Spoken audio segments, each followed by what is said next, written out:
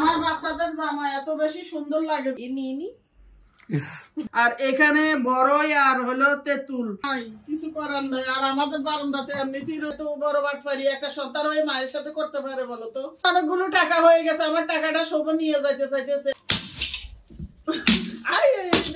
দেখছো নি আমার একটা টাকা নেওয়ার জন্য আজ কয়দিন পর্যন্ত আমার লাগে যুদ্ধ লাগাইছে, আমার ব্যাংক ভাঙবে।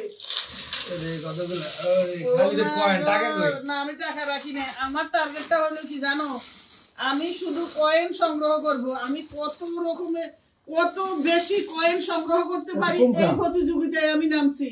কারণ আমি টাকা মানে এখানে কাগজের টাকা রাখবো না, শুধু কয়েন রাখবো। কত কয়েন রাখতে পারি, এরপরে আমি এসে আরো অনেক বড় একটা ব্যাংক আনবো, এটাই আমার চিন্তা ভাবনা। আর দ্বিতীয় কথা হলো এই কয়েন গুলো আমি গত কুরবানি থেকে এই কয়েন গুলো রাখা শুরু করছি। আসলে কয়েন তো বেশি হয় না, ওদের আব্বু 2-4টা আনে, আমি 2-1টা আনি, তারপরে রাখা হয়। মনে করছি মানে অনেক বেশি হইব, কিন্তু ওজনে যে মনে 5 কেজি হইব না, আরো বেশি হইব ওজনে। এটার ভিতরে এখন থাক, আমি একটা আনবো বড় ব্যাংক এনে, তারপরে ওই ব্যাংকের ভিতরে ঢুকাবো, আরো বেশি কালেকশন করবো, দেখা যাক কতটুকু হয়। আমার বাচ্চাদের জামা এত বেশি সুন্দর লাগে, বেশি কিউট লাগে। কেন বলছি এই কথাটা? 2 বছর পরে প্রথম দাম বাড়বে, দাম বাড়ার আগে এই অফারটি লুফে নাও। শীতেও এর কার্যকারিতা অপরিসীম। আসছি আমার নিজের হাতে বানানো হালকাল তেল নিয়ে, 30টি প্রাকৃতিক উপাদান দিয়ে আমার নিজের হাতে বানায়। যাদের চুল পড়ে যায়, যাদের চুল সিল্কি না, যাদের চুল লম্বা হতে যায় না, যাদের চুলে খুশকি আছে, সব ধরনের সমস্যার সমাধানে চলে আসছে আমি। যারা অর্ডার করবেন এক্ষুনি অর্ডার করে ফেলতে পারেন, স্ক্রিনে নাম্বার দেওয়া আছে অথবা ইনবক্সে। 2টা জামা আসছে আজকে আমাদের জন্য। কেন? আমার বড় ছেলের মেয়ের জন্য হলো আমার বোনে এই 2টা জামা কিনে তারপর পাঠাইছে। দেখো কত সুন্দর জামাগুলো, তোমাদের দেখাই। অনেক কিউট না? আমার দেখতে বেশি ভালো লাগে এটা। এটা বেশি দিন পরতে পারবে, কারণ এখনো ওই সাইজের হয়নি। বড় বড় কিনছে, আমিই বলছি যে একটু বড় সরো কিনলেও বাচ্চা তো আস্তে আস্তে মাশাআল্লাহ বড় হবে আর গায়ে দিবে। এটা অনেক কিউট না? মাঝে মধ্যে মন চাই যে একেবারে কিছু না করি, বাইরে থেকে এনে খাই। তাহলে আজকে সেটাই হয়েছে। বাফা পিঠা বানানো বাসার মধ্যে, ঘরের মধ্যে এত ঝামেলা, সেটা আমার ভালো লাগে না। আর ইদানিং কেন জানো তো এরা খাইতে মন চাই, কষ্ট করতে ইচ্ছা করে না। তো ওদের আব্বুকে পাঠিয়ে কি করলাম, আমাদের পরিচিত মানে আমাদের গেটের সামনে এগুলো বেঁচে বাফা পিঠা, খুব সুন্দর ভাবে স্বাস্থ্যসম্মত ভাবে বানায়, এই জন্য আনি, আমরা খাই, ভালো লাগে। তো সেই গরম গরম বাফ উঠতেছে, গরম গরম নারকেল বেশি করে দিয়ে অর্ডার করে তারপরে দাঁড়িয়ে বানিয়ে তারপরে নিয়ে আসছে একটু আগে ওদের আব্বু। আর এখানে ফুচকা শোভন আর ওর আব্বু আর হলো লামিসা, এরা ফুচকা খাবে, তাদের জন্য ফুচকাও আনা হয়েছে। আমরা খাবো না, এই জন্য আমাদের জন্য আনি নাই। চলে আসে, এটা এখানে চলে আসে, এটা রুম থেকে পর্দার ফাঁকে দিয়ে চলে আসে। আমার কথা শুনলে ওই গুলটুর মতো করে একবারে সেম। ফুচকা গুলো মনি বানাইতেছে, আগে নিজের মুখে দিয়ে লইছে। চিন্তা করো মানে খাওয়ার লুবি কি পরিমাণ। হাম করো দে, খাবো না আর খাইবে না বলে, তাইলে ধন্যবাদ, বানাইতে থাকো, খুব জোরছে। শোভনা বানাইবে না বলে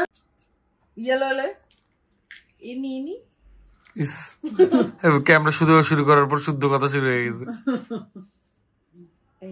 মিষ্টি টক দিছি নি, মিষ্টি টকটা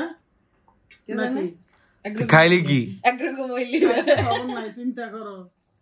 ওরে যদি আমি তরকারি লবণ চাইতে দিই, লবণ চাই, এরপরে যদি ওই তরকারি আমি আবার নিজে পরীক্ষা করি, দেখি হয় লবণ কম হয়েছে নাহলে বেশি হয়েছে, ও পারফেক্টটা করতে পারে না। এটা এটা ঠান্ডা হলে মজা নেই, জন্য গরম গরম আগে আমি শুরু করে দিছি, এরা পরে খায়। রুমের যে কার্পেটটা আছে ওই কার্পেটটা আজকে ধোয়াইছি, তো এখন শীতের কারণে যদি না শুকায় তাহলে তো ভীষণ বিপদে পড়বো। কত বড় কার্পেট বারান্দা নিয়ে যায়, এখন তো নাই, কিছু করার নাই। আর আমাদের বারান্দাতে এমনিতেই রোদ লাগে না, কি করুম, বাতাসে যতটুকু শুকায় আর কি অতটুকুই হবে, আর কিছু করার নাই। একলা পারবো হয়ে গেছে। চাইছিলাম শুধু ভর্তা ভুট্টা দিয়ে ভাত খাবো, কিন্তু সেটা কি আর পারলাম? সুবিনা এসে বলতেছে আজকে মাংস বুনা আর হলো খিচুড়ি করতে হবে। তো যেই কথা সেই কাজ। এখানে মাংস ভিজিয়ে ধুয়ে পরিষ্কার করে নিছি, এখানে খিচুড়ি ডাল পোলাও চাল ধুয়ে পরিষ্কার করে নিছি। আর একটা এখানে আমার পছন্দের আর তোমাদের অনেকেরই পছন্দের শুটকি না হলে কি চলে, তো এখানে কিছু শুটকি গরম পানি দিয়ে ধুয়ে লবণ দিয়ে পরিষ্কার করে নিয়ে নিছি। এই যে আস্ত রসুন দিয়ে শুটকি কিছু বুনা করব, খিচুড়ির সাথে শুটকি সেই জমবে। এখানে মাংস আলাদা রাখছিলাম আমি, সেই দিন যে মুরগি কতগুলো আনছি তোমরা দেখছো। তো এখানে আর হাড্ডি গুলো কিন্তু আলাদা রাখছি, কলিজা গিলা সবকিছু। তো আমি কোনো কিছু কিন্তু ফেলে দিতে পছন্দ করি না, নষ্ট করতে পছন্দ করি না।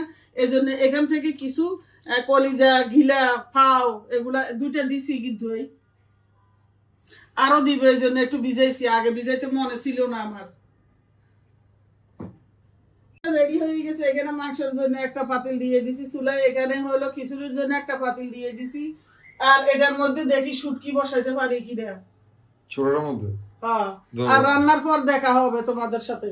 সেদিন আমার বোনে নারকেল আনছে, নারকেল গুলো শেষ। এই দুঃখে মাসি না, এখন চিতই পিঠা খাইতে পারতেছি না। তো কালকে ওদের আব্বুরাতে 3টা নারকেল আনাইছে, এগুলো আজকে কোরাই আবার রেখে দিব ডিপ ফ্রিজে, যখন দরকার হবে বের করে আবার খাওয়া শুরু। আর আচার, অনেকে আমাকে বলছে আচার খেলে ক্ষতি, এই জন্য কি করছি, এখানে কিছু জলপাইয়ের আচার ছিল, আমি এগুলো আবার জাল করবো একটু চিনি দিয়ে। আর এখানে বড়ই আর হলো তেঁতুল, এই 2টা মিলিয়ে আচারটা রেডি করছি। হলো ওই যে আমার ছেলে গুড় দিছিল, অনেকে দেখছো মনে হয় ভিডিওতে দেখাইছিলাম। তো ওই গুড়গুলো দিয়ে, যে এটা এই গুড়, দানা দানা গুড়, তো এগুলো দিয়ে আমি এগুলো রেডি করে নিছি।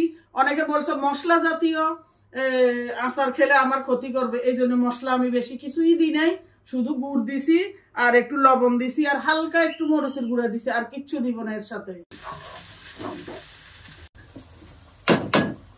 আমার সব রান্না বান্না, এই যে এখানে খিচুড়ি, তারপরে এখানে মুরগি বুনা, তারপরে এখানে শুটকি বুনা, তারপরে আর দই তো আমার একবারে মুখের লগে লগে এখন থাকে সব সময়, যে রান্না করি আর দই খাই, এখনো খুলি নেই, খাবো একটু পরে। তো এখানে আচার বসা দিছে, আচার গুলো বানাবো এখন একটু পরে। সালাদও করে দিছি, খিচুড়ি করবো, মাংস হবে, সেখানে সালাদ হবে না, সেটা কি করে হয়।